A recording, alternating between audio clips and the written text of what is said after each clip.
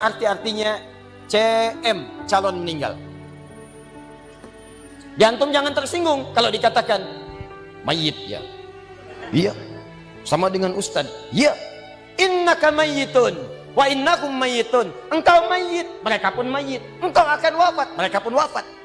Cuman Allah membedakan waktu-waktu wafatnya. Barangkali tidak sama semuanya. Bisa antum duluan, saya belakangan, mungkin. Atau mungkin juga ditukar, jangan salah, bisa ditukar. Saya belakangan, antum duluan, bisa. Gak ada bedanya Ustadz. Ya sudah, saya duluan, bisa setelah antum. Nah, dipakai tasdid. Kalau datang maut datang. Maut lewat malakul maut. Maut ini mengambil nafas, diambil tasdidnya nih, ambil ke atas. Begitu diambil, qul yatawaffakum malakul maut alladzi wukkila bikum. Kullu nafsin dha'iqatul. Ya ayyatuhan nafsul mutmainnah, sesuatu yang tenang. Dalam bahasa Arab disebut dengan sukun. Sukun itu tenang, alamatnya sukun bulat. Ini kalau bulat dalam ilmu lugah, bulat jadinya hilang tasdidnya. Maka kalau mayit itu artinya nyawanya sudah tidak ada.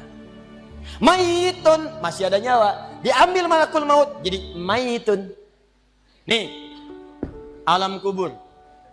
Begitu pindah ke sini, datang malakul maut, dicabut nyawanya, maka diwafatkan, ditinggalkan dunia ini. Maka orang mengatakan telah meninggal dunia. Artinya apa? Ditinggalkan dunianya. Lihat sini, fokus. Karena alam kubur beda sifatnya dengan dunia, lain tempatnya, lain keadaannya, maka lain pula bekalnya. Jangankan alam kubur, beda tempat di dunia saja sudah beda keadaannya. Anda orang Indonesia ingin datang ke Malaysia, kalau bekalnya tidak ada Anda bawa, tidak akan mungkin Anda bisa masuk. Apa di antara bekalnya? Ada paspor yang mesti distempel begitu masuk imigrasi. Pergi lebih jauh lagi, misalnya saya pengen ke Australia, maka Anda harus ngajukan untuk mendapatkan visa. Lebih jauh ke Amerika, visanya bisa lebih sulit lagi. Maka bagaimana dengan alam kubur yang sifat keadaannya beda dengan dunia? Makanya bekalnya pun tidak akan sama. Jadi kalau Anda cuma mengumpulkan bekal dunia, maka semua bekal itu akan ditinggalkan saat di dunia.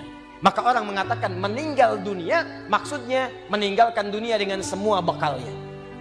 Nih, maaf ya, jam dunia, baju dunia, handphone dunia, gelas dunia.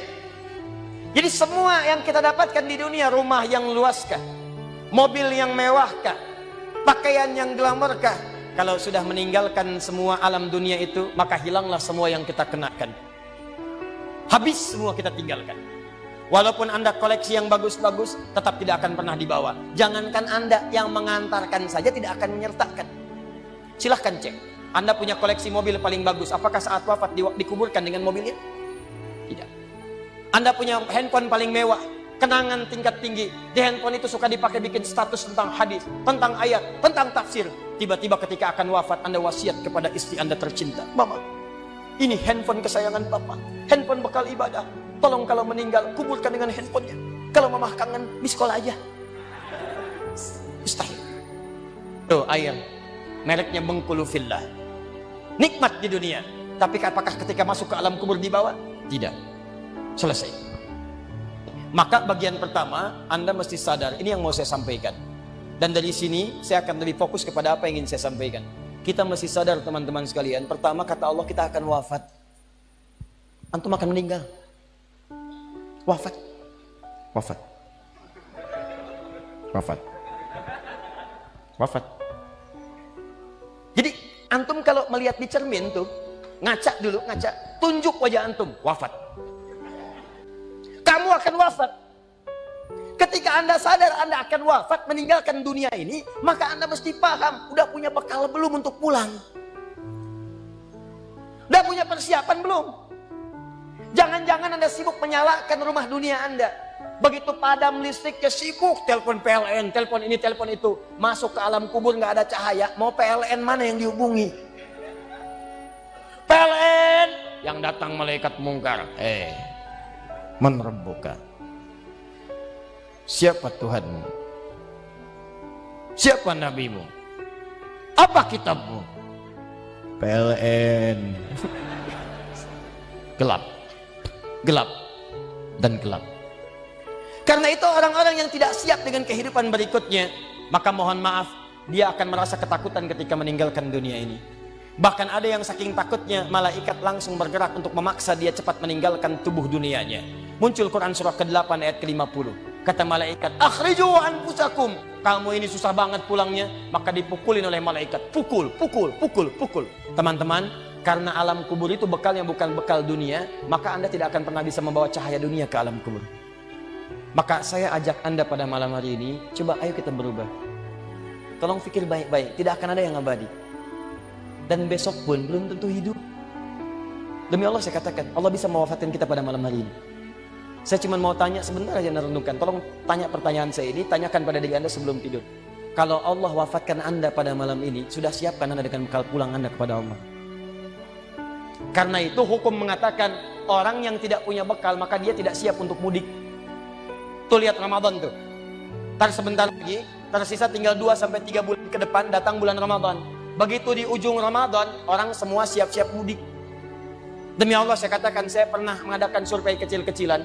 Saya tanyakan pada sementara orang yang tidak mudik. Saya tanya, kenapa nggak mudik? Ustadz, nggak ada bekal. Dunia saja tidak punya bekal, malu mudik. Tidak punya bekal, susah mudik. Tapi yang punya bekal, oh dia nyari sebanyak-banyaknya. Begitu sebelum berangkat, tiba waktunya raya, dia siapkan. Bahkan ada yang kemudian mencari motor terbaik. Motornya Honda bebek, bekalnya singa. Motornya bebek, bekalnya singa. Karena bekalnya lebih banyak dibandingkan dengan sifat kendaraannya. Kendaraan kecil, motornya modifikasi. Tambah lagi pelepah pisang. Tambah lagi dus 1. Tambah belakang yang lain lagi. Numpuk semua di belakangnya. Dituliskan kemudian tulisan, aku pulang sayang, jemput ya. Masya Allah. Luar biasa. Kenapa? Karena tahu dia punya bekal untuk pulang. Dan yang dikunjungi pun dihubungi terlebih dahulu. Aku mau pulang. Maka yang di sana menyiapkan segala perlengkapan untuk menyambut yang pulang. Silahkan cek. Begitu tahu akan ada yang pulang mudik, maka rumah dicet. Makanan diada-adakan. Semua dimunculkan. Bahkan yang tidak ada pun menjadi ada. Coba setahun sekali. Luarnya kongwan, dalamnya rangginang. Idul Fitri. Anda pun begitu. Jadi kalau dunia saja punya sifat mudik, maka akhirat pun demikian. Orang-orang yang punya petaknya cuma dunia saja, maka selesai hidupnya di sini. Kata Allah, nih saya berikan gambaran. Yang visinya cuma sampai sini, maka saya berikan semua kenikmatan dunianya seperti yang dia inginkan. Tapi begitu selesai ini, ditenggelamkan di alam kubur sampai kedalaman yang paling dalam. Turun ancaman. Allah tidak menginginkan semua manusia larut di sini. Tapi kata Allah, saya tidak maksa. Nih saya berikan gambaran kepada Anda. Kata Allah, turun surah Al-Humazah. Wailul likulli humazatin alladzi jama'a malahu wa yahsabu anna malahu akhlada. Kata Allah, hei yang terlampau sibuk dengan dunia. Suaminya sibuk cari harta, hitung lagi, hitung lagi, hitung lagi. Istrinya sibuk kumpul-kumpul dengan sesamanya, cuma membicarakan harta suami. Sosialita yang senang dengan kumpul-kumpul saja, tidak ada manfaatnya, cuman ngobrol, cuman gibah, cuma macam-macam. Makanya ketika menyebutkan kalimat saling cela, saling ngobrol, menggunakan tak marbutah. Tak marbutah menunjuk pada perempuan. Wailul likulli humazatil lumazah, pakai tak, sedangkan tak sifat menunjuk pada perempuan. Muslim laki-laki, kalau ingin jadikan perempuan tambah tak di ujungnya, muslimah. Mukmin laki-laki, perempuan mukminah. Soim laki-laki, perempuan, wah itu dia. Sesuatu yang kokoh, kuat, berwibawa, mantap, punya tenaga. Makanya tanda-tanda laki-laki pun beda. Punya kumis, laki-laki berkumis, perempuan tidak. Punya wibawa, punya kata-kata yang kuat. Makanya kalau ada laki-laki suaranya sedikit gemulai saja, itu akan kehilangan sifat wibawanya.